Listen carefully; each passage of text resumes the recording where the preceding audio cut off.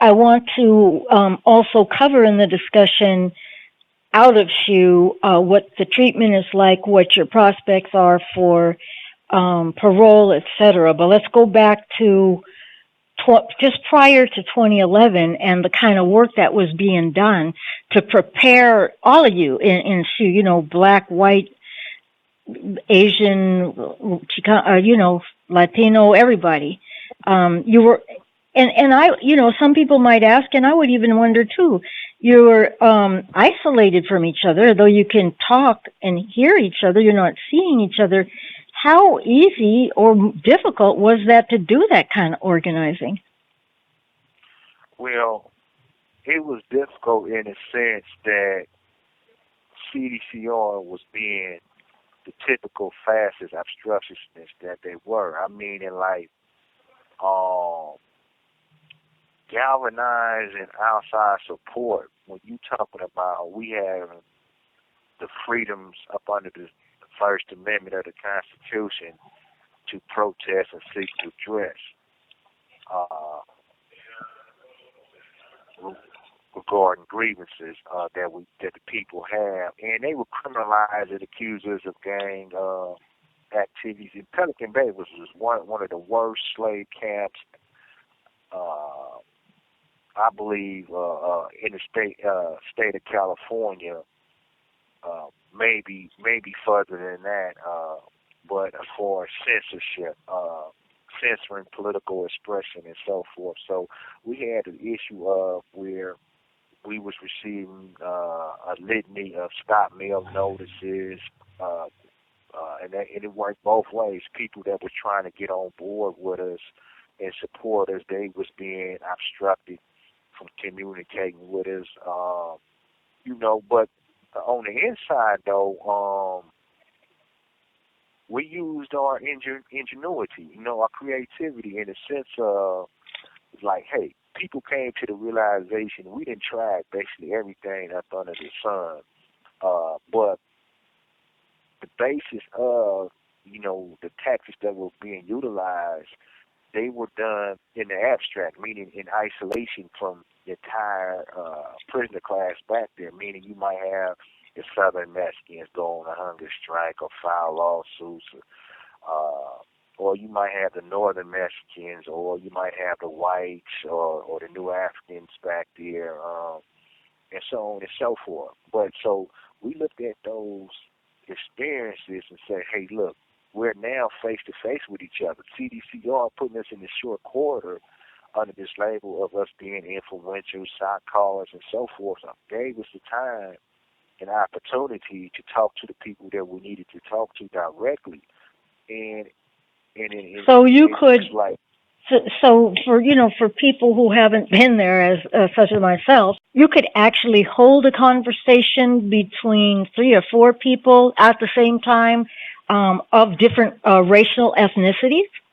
Is that what you're saying? Right. Like, oh, okay. Yeah. Like like the people that that's being interned in CDCR solitary confinement units for a number of years. We're finally put in a position, in a place, to where we can talk to each other. Like we'd be on a yard, and you got 4 yards that's connected with each other. And it's like, oh, so and so out here, and we just relay messages back to each other to the point to whereas we was able to facilitate the same dialogue that we was having about organizing, coming together, and this might be our last hoorah. Wow.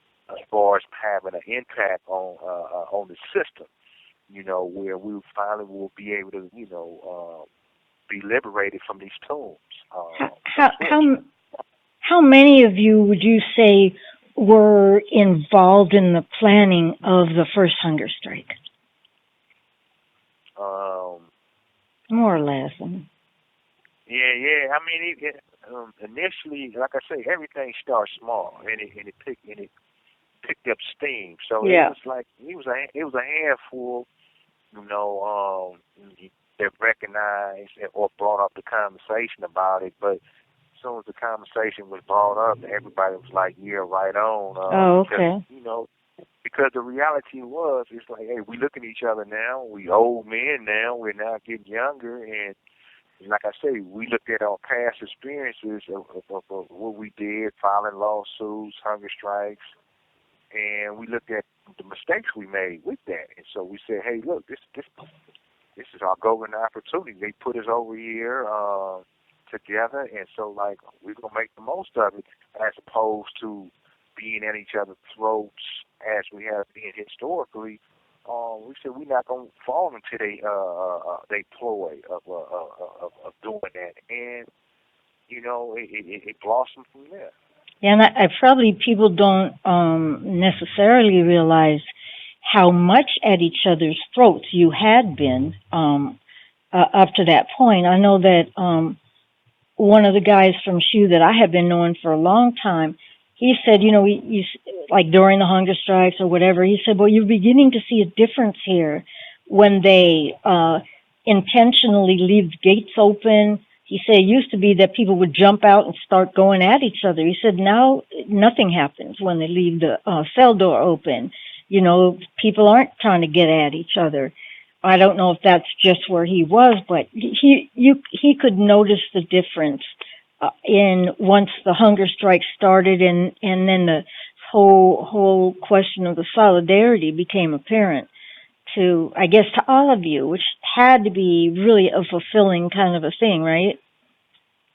Well, yeah, I mean, you can see the change unfolding right before you, right? Because like during the time that we start dialoguing and organizing about these hunger strikes and the stuff that we needed to do to be successful, you can see the change. Like the police, the prison guards was trying so hard to disrupt what we was doing. They weren't opening up cell doors intentionally. Every now and then you might have a youngster, who don't know no better, or his homie didn't have a chance to get at him and like, hey man, things done changed. We're not on that page no more. You see doors coming open between national enemies. People that hate each other, and they'll come out and shake each other's hand. And some of them might even bring out a cup of coffee, like, hey man, we got invited to all that. And I mean, I'm telling you, the resistance that grew from our work, I mean, it was beautiful. I wrote an article for PHSS. It should be still on their website, where prisoners, instead of frowning and mean mugging, prisoners was walking around greeting each other. You see the love everything. It was beautiful. And the thing that we have to be thankful for is the support that we got outside, because a lot of people didn't have belief in the stuff that we were talking about, because we had tried and made so many attempts beforehand. But hearing from the people like you, Carol, Ann, Penny Shoulder, the whole coalition, hearing from y'all coming up here on these legal visits, y'all sending us postcards, people saying like, hey man, they really care about us, man, they really support us. So the least we can do is do our part on the inside, and not bite into the prison guards' games of creating an antagonistic environment. I mean, I had people start saying good morning to me, good night to me. Wow. They hardly ever said a few words to me based on their previous orientation. See, like, people are a manifestation of what they know. And what they know up until that point was hostility towards another black man, hostility towards another white man, hostility towards another Mexican, right? Yeah. So, like, once we start receiving, the information from the outside, educating the prisoner class about prisoner solidarity, it took off like a wildfire. Yeah. And I guess that made it easier, if that's a word to use, when you guys were starving yourselves, because that had to be very, very difficult, but knowing you had so much support outside, And the thing that I noted more than anything else was the fact that the leadership came from you guys, did not come from the outside. It came from those suffering this. And that will always, so that was amazing. But let's get into parole, because now, we're in phase 2 now. Phase 1, getting everybody out of SHU. phase two, getting you all free and home, wherever home is, Yeah, out that's to the. right. So what kind of obstacles are you facing? Well, I just went to board last year in July 2016, and I was denied parole for the third time in 10 years. And so, like, the obstacle one is facing now is they're telling a lot of us we have to get vocational training, but the thing is we're in a lot of prisons where there's a lack of jobs, self-help programs, and so on and so forth. I wrote a declaration where I outline my body of work that I've been doing as far as my political activities in inside these walls.